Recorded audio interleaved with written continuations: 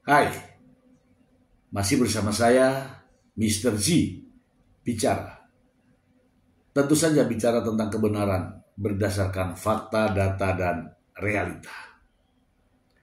Gugatan cerai Mbak Imbong kepada Paula Verhoeven di Pengadilan Agama Jakarta Selatan sampai saat ini belum ada titik terang. Masih terus berlanjut. Terakhir, ada fakta baru terungkap adanya kejadian yang sama sekali tidak terpikirkan oleh kita semua. Dan saat ini sedang ramai di berbagai media sosial terkait dengan fakta baru ini. Fakta barunya adalah ahli menjelaskan bahwa adanya kekerasan fisik yang terlihat dalam rekaman video CCTV. Inilah yang sekarang ini menjadi konsumsi publik. Sementara pokok perkaranya adalah akibat adanya tuduhan perselingkuhan sehingga Mbak Imbong menggugat cerai. Ini isu ditimbulkan adanya KDRT, apakah sengaja untuk menutupi perkara pokoknya. Dan pihak Mbak Imbong pun dengan segera merespon tudingan adanya kekerasan dalam rumah tangga. Bukan persoalan perselingkuhannya, tetapi merespon cepat terkait dengan KDRT-nya. Sebelumnya teman-teman, agar kita tidak bias ya, saya akan membacakan beritanya terlebih dahulu, kemudian kita akan mengulasnya. Langsung saja ya dari sumbernya. Suara.com. Diungkap ahli forensik digital, ini 5 fakta dugaan Mbak Imbong lakukan KDRT. Suara.com, proses perceraian Mbak Imbong dan Paula Verhoeven semakin memanas. Selain persoalan hak asuh anak, dugaan KDRT muncul pada sidang lanjutan yang digelar belum lama ini. Tentu kabar tersebut kembali menyita perhatian warganet. Pasalnya, hal tersebut terkuak setelah Paula Verhoeven mengajukan salah seorang saksi ahli. Lantas seperti apa fakta dugaan KDRT yang dilakukan Mbak Imbong? Berikut ulasannya. 1. Paula hadirkan saksi forensik digital forensik ya. Saat sidang lanjutan cerai yang digelar Rabu 16 Februari 2025, Paula Verhoeven menghadirkan saksi seorang ahli forensik digital bernama Abimanyu. Tentu ini mencuri perhatian karena saksi yang dihadirkan merupakan pakar telematika yang sering dihadirkan untuk menganalisis peristiwa yang terekam di kamera CCTV atau video dalam kasus tertentu. 2. Dugaan Mbak Imbong dan Paula bertengkar.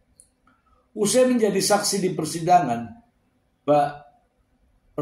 cerai Mbak Imbong dan Paula, Abimanyu Wahyu Widayat mengungkap adanya dugaan pertengkaran antara Mbak Im dan Paula.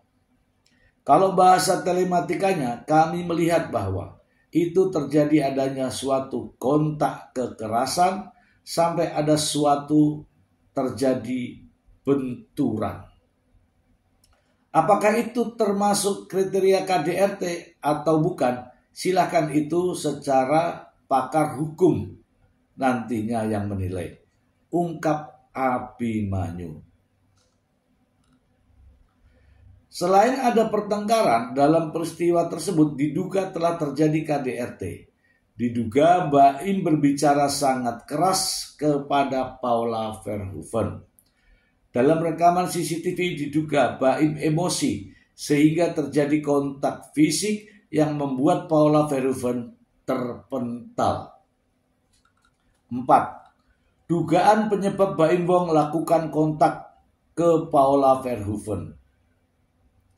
Menurut pengamatan Abimanyu Wahyu Widayat melalui CCTV, Baim tidak terlihat marah-marah ke Paula. Berbeda dengan Paula yang terlihat tenang. Oh, nampak ya. Baim nampak terlihat marah-marah ke Paula. Berbeda dengan Paula yang terlihat tenang menghadapi emosi suaminya. Melihat Paula yang diam saja, Baim melakukan hal di luar dugaan dan melakukan kontak yang membuat istrinya terpental. 5. Baim Wong bantah adanya KDRT. Melalui tim kuasa hukumnya, Baim membantah tudingan melakukan KDRT pada Paula. Pihak Baim pun rencananya akan membawa 2 bukti baru untuk mematahkan tuduhan dugaan tindak KDRT itu. Selain itu, Baim juga mengatakan video bukti yang dibawa pihak Paula tidak utuh. Kalau penglihatan kami itu tidak ada kontak fisik. Tapi bahwa itu ada percakapan serius, itu ada. Penglihatan kami, kontak fisik itu tidak ada. Ujar tim kuasa Baim Wong. Demikianlah fakta mengenai kabar Baim Wong yang diduga telah melakukan KDRT kepada istrinya, Paula Verhoeven. Ya, kita bahas ya teman-teman ya. Ini tadi kita sudah ungkapkan di awal bahwa ada gugatan cerai ini berawal karena tuduhan perselingkuhan. Dan ini dalil utama yang diajukan oleh Baim Wong. Ketika Baim Wong mendalilkan, maka dia berkewajiban untuk membuktikan. Bagaimana cara membuktikannya? Ya, bagaimana tuduhan itu berasal. Kalau memang Paula Verhoeven selingkuh, mana buktinya? Alih-alih bukti itu yang diajukan, nampaknya akhir-akhir ke sini justru terkait hak asuh anak yang terus dibicarakan. Terkait dengan kondisi ya kejiwaan anak. Adanya trauma lah, adanya tidak mau ke ibunya lah. Oke. Bukti-bukti yang diajukan Baim Wong ke pengadilan sebanyak 83 bukti. Sementara Paula Verhoeven hanya menyerahkan 42 bukti. Bukti-bukti Baim Wong inilah yang menurut pihak Paula Verhoeven perlu diuji. Nah, tibalah masa bukti CCTV yang terkait dengan yang dijadikan perbincangan saat ini. Setelah CCTV dibuka, salah satunya terdapat yang diceritakan tadi. Sehingga menimbulkan penafsiran. Dari sudut pandang ahli digital forensik, tentu terlihat mungkin adanya dorongan, ya kan, adanya suara keras, walaupun suaranya tidak terdengar, tapi kan dari mimik dan gerak-gerik kan kelihatan. Kalau pakar kan bisa menilai.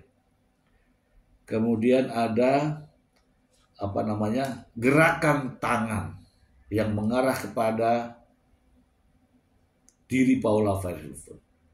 Dari situlah munculnya berita, informasi tentang adanya kekerasan dalam rumah tangga. Nah, sekarang isu ini makin rame. Semua ada di berita. Padahal melihat dari perkara pokoknya, adalah perselingkuhan.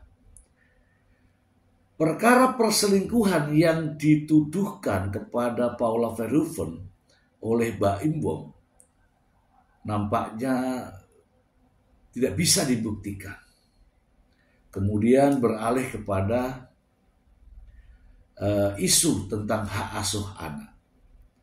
Hak asuh anak pun terpatahkan dengan banyaknya video kemesraan Paula Verhoeven dengan anak-anaknya. Maka tudingan adanya trauma anak kepada ibunya yang disampaikan oleh pengacara Fahmi Bahmid semua terbantahkan. Kini masuk materi pembuktian yang harus dilakukan oleh pihak Paula Verhoeven. Menghadirkan saksi, dan kebetulan adalah saksi digital untuk melihat bukti-bukti yang diajukan oleh Mbak Im Wong. Dan inilah hasilnya. Saya melihat proses perceraian gugatan dari Mbak Im Wong ini, menurut saya ya, begitu banyak intrik, begitu banyak drama. Saya katakan adanya drama, masing-masing merasa benar. Ya kan? Mbak Im Wong mengunggah video kemesraan dengan anak-anaknya dan juga dengan Paula. Kemudian belakangan Paula juga ikut mengunggah video tersebut. Jadi kita berharap agar keduanya sudahlah, tidak usah membuat intrik-intrik lagi. Di sini dari sidang-sidang sebelumnya, hakim sebenarnya telah melakukan penilaian terhadap apa yang didalilkan oleh Mbak Im Wong terhadap Paula Verhoeven, bagaimana menyikapi gejolak rumah tangganya. Dan saya yakin, teramat sangat yakin bahwa hakim telah memiliki keyakinan bahwa selingkuh itu tidak ada, demikian juga trauma anak itu tidak ada. Karena tidak ada dan tidak ada, maka gugatan cerai tetap dikabulkan karena terus berseteru. Namun hak asuh anak akan diberikan kepada ibunya. Hal ini sesuai dengan hukum syariat Islam. Ya, masih berlaku di Indonesia ini. Kompilasi hukum Islam masih berlaku, belum pernah diganti. Sehingga keputusan hakim inilah yang terbaik. Sidang akan dilanjutkan di bulan Ramadan. Ya kan, tidak lama lagi Ramadan. Tentu saja kita tidak tahu apa yang akan terjadi. Namun analisa-analisa terkait dengan hasil sidang ya selalu kita ulas. Anak yang masih di bawah umur pastilah akan diberikan kepada ibunya. Dan tidak ada larangan untuk ayahnya membesuk, menengok. Bahkan tidak ada larangan untuk ayahnya memberikan nafkah ya terhadap anaknya.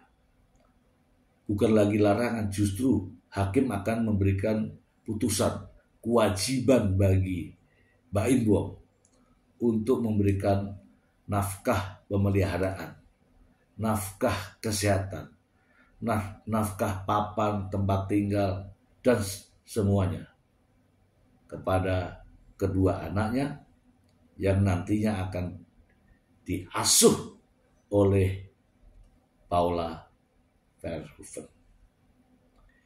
Ini teman-teman ya, ini ternyata hasil dari sidang kemarin membuat atau menimbulkan fakta-fakta baru yang tentu saja tidak akan menghapuskan dalil-dalil yang sudah diajukan oleh Mbak Imung. Semoga bermanfaat.